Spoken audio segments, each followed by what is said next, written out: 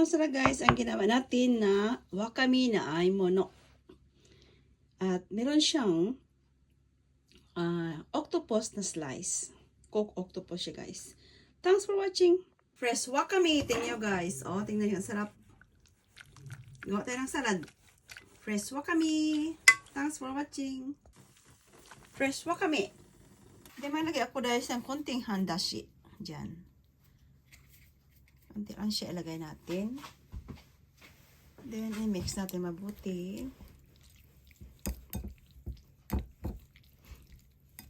Parang gutsa-gutsa na sa guys. Tingnan nyo.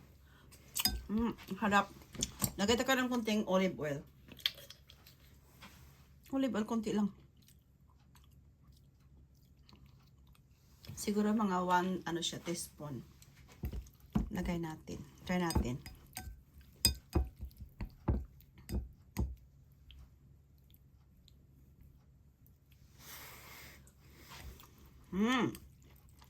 Harap.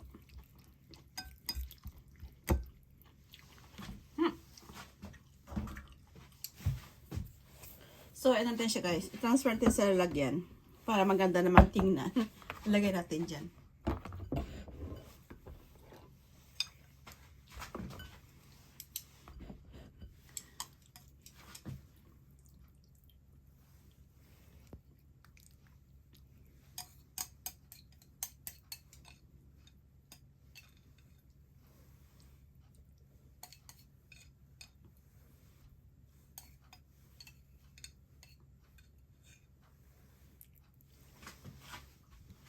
Ano yan siya? Side dish ang darling ko.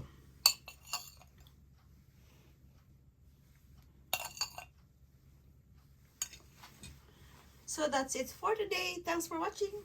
Nan's Kitchenette.